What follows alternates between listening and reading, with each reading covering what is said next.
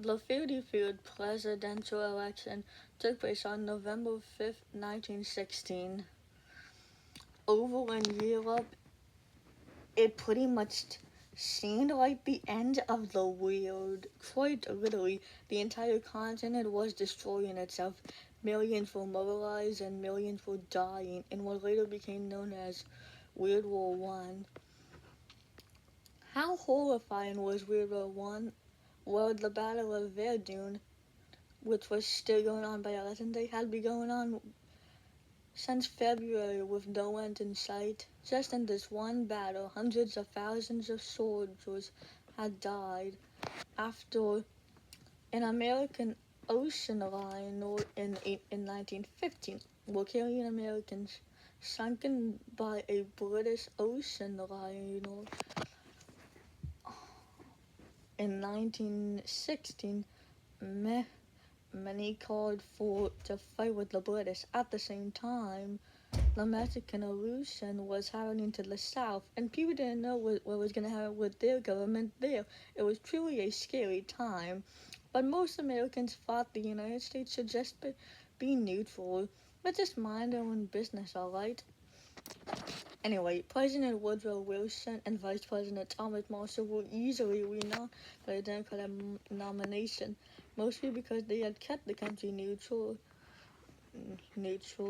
Anyway, they were easily renowned by the Democratic nomination, and the Democrats built a catchy slogan with the slogan, "He kept us out of war," to scare people into thinking that the Republicans would get the country in a war with Germany and Mexico. After suffering the worst presidential defeat in the 1912 presidential election, the Republicans tried to make the Progressives to lead. They went with Charles Evans Hughes, who hadn't spoken publicly about political issues in 6 years because he was a Supreme Court justice. He was the only Supreme Court justice ever to be nominated for president. Hughes chose former Vice President Charles Fairbanks.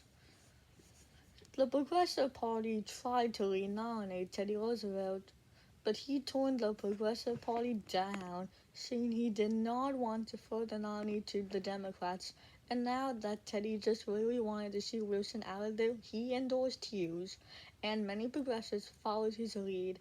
This left the Progressive Party in a bit of a mess, and they simply did not recover after this in 1916. The Socialist Party nominated Alan Benton for president. The Prohibition Party nominated Bolton Wheeler, a senator from Vermont, though it sort of appeared to be another classic two-way race. Wilson wanted this to be the war to end all wars.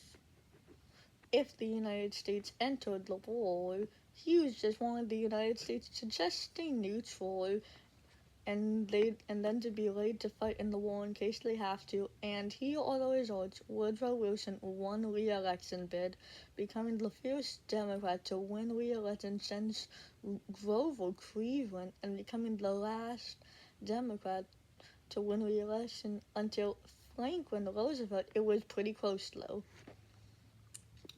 Wilson received 277 electoral votes and 54.5% of the popular vote. Charles Evans Hughes finished with 255 electoral votes and 46.2% of the popular vote.